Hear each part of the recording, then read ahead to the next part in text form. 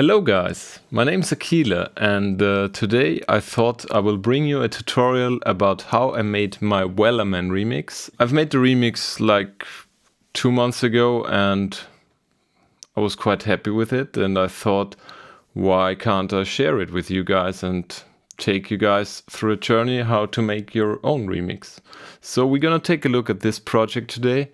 It's an Ableton project. We have like 60 tracks. Usually I have more tracks than that, but in this case it was actually fine. So without further ado, let's get into the project and let's take a look.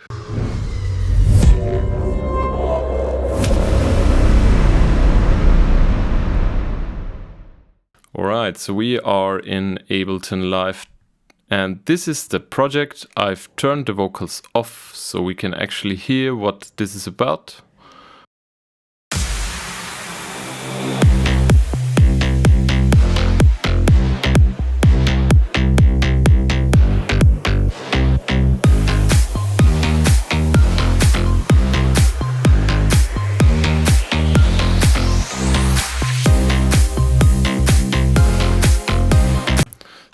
So let's start with the drums. That's the easiest part of the whole track, but good drums are essential for good remixes. So don't be lazy and do your drums right.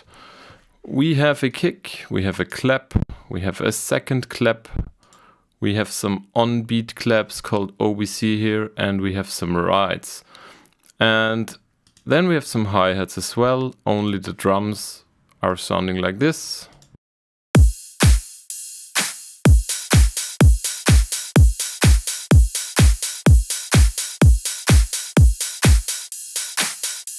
Actually, that's pretty basic, but it's enough for this remix. I figured it would go well with a bass line, which is a little bit more slap housey, so I took this one in. We have Kashmir Essentials on the group, which is good to glue things together. It's basically just a compressor doing stuff. Then we have a sub bass and a mid bass separated from each other so I can control the low end a little bit better. We have a saturator, we have an equalizer and a compressor. That's just a sidechain compressor though. And on the mid bass we also have the same thing. What else do we have then? We have a Tujamo tom. I don't know why, but I just called it like so because Tujamo is using that a lot and it sounds like this.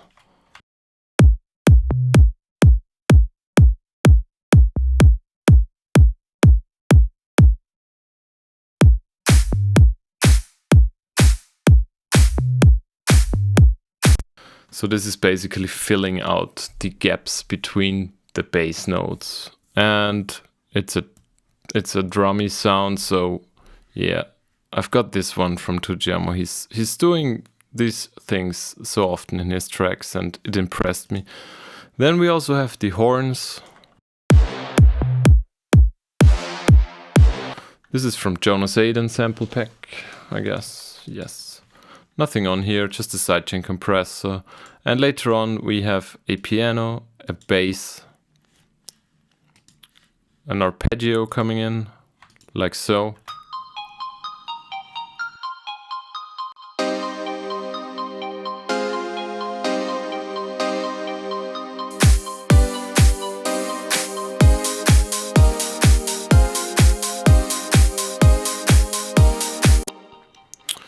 Alright, and that's it for the verse basically, just a little bit of up and down sweeps, white noise, mostly from Kashmir's pack because he's good at white noises.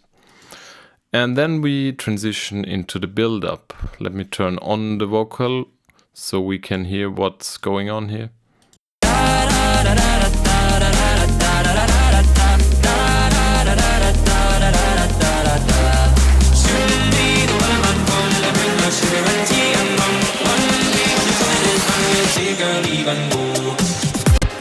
So the build-up is nothing huge. I've just composed a few snare drums over here.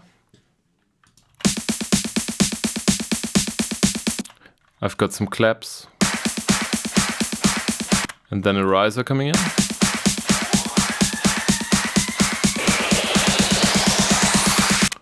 Nice pre-drop fill.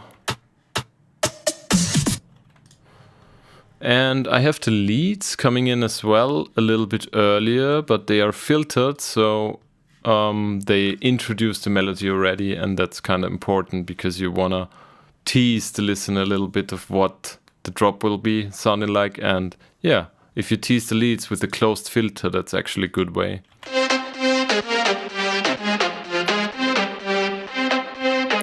So we got this like so. The lead chain is a little bit overkill here, but yeah. So we have the drums in the drop. Then we have the Tucciamo tom again.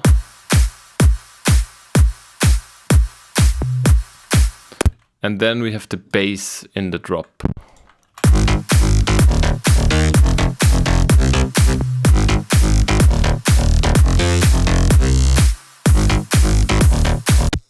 The bass consists of 4 layers. One of them is the sub layer, which isn't in the bass group because I'm compressing and distorting them together. And then I'm EQing the bass group. I put on a sidechain compressor as well. We have the sub bass with just a saturator and an EQ8, also an LFO tool to do some sidechain compression. And altogether I grouped the bass group and the sub group into another group, and that's called all bass in this case. I do have a compressor, not doing much actually, just 2 decibels of gain reduction. We have the Kashmir Essentials, which is like doing a little bit of compression, excitement, multiband compression and harmonics. And a sidechain compressor, just to be super safe. And that's it. And then I added some one-shots. They sound like this.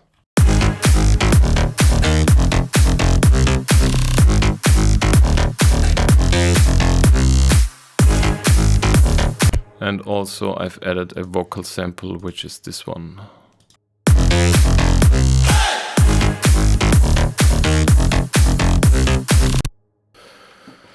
Yeah, and the most important part of the song is actually the leads and the chords. They are a little bit complicated, but it's alright.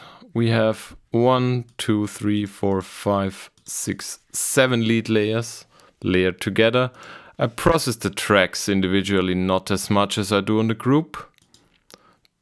As you can see, I just put a OTT over here and a decapitator for more distortion, and then an equalizer, same over here.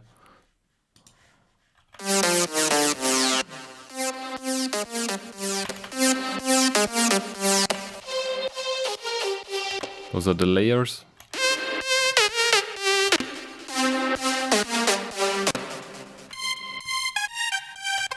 And then is this layer. This is the drum rack layer. It's just a percussion for some extra attack, which is always a nice technique to use on leads. You can use just a tiny clicky percussion to make it sound more clicky in the beginning. Like so. And then I process the whole lead group as one with an equalizer, with another equalizer, just to thin out the higher mid-area frequency. Then I have a OTT. There is a transient designer on, Kashmir Essentials for additional compression, and the pull tech trick from Headhunters. He's using that on leads to boost the high areas. This one I added later because I was missing some mids in the master. And the reverb rack. And this is where you can see the magic happening, because the reverb rack actually is turning, like the reverb is going up and down here. Oh.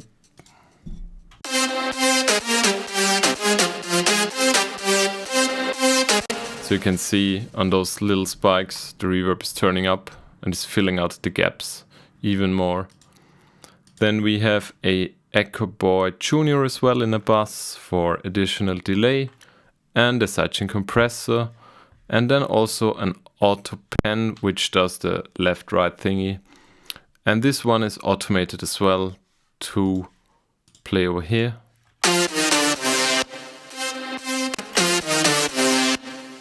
Gives like a shuttering effect, which is quite nice.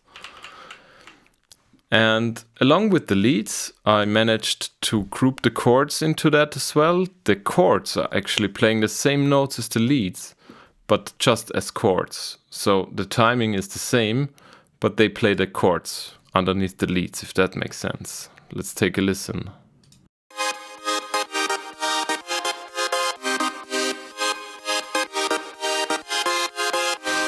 With the leads.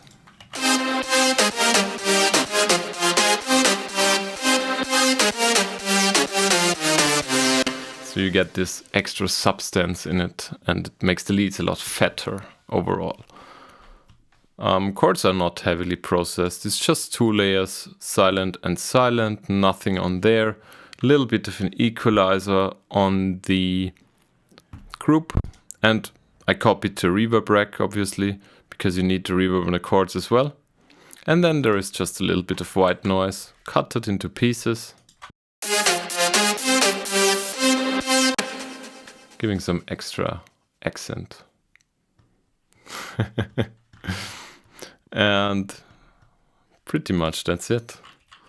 So the whole drop is 1.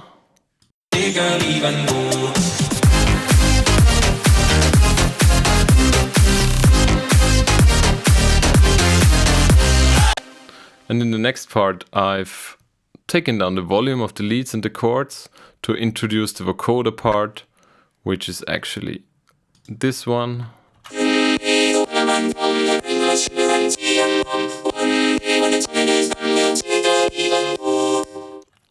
So I have a vocal trigger and I have a vocoder on it, getting the signal from the vocal trigger, and therefore it can play the vocoded sound.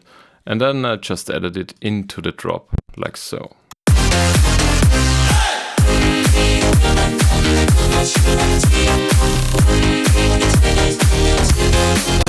As you can see, I boosted the high frequencies as like a madman because they need to cut through the whole mix. That's important. And then also a sidechain compressor. And that's it. Another extra tip I made is this little arrangement group over here in the top. So I've cut through the Wellerman original and I've taken out the pieces where every part needs to sit. So that, for example, it's German for verse 1, build up, drop, verse 2, build up, drop. And I just made empty MIDI tracks in a MIDI clip and dyed them individually so I can have an overview of what part is where. It helps a little, but it's not needed. It's nice though. And that's it already. Well, a pretty solid remix with a little bit of an effort, but not too much. I've sat around, let's say, 15 hours with the whole mixing and mastering. So guys, that's it. That's the whole remix, the whole story of it. Don't hesitate to give me a subscribe or a like. And I will see you in the next video. Peace out.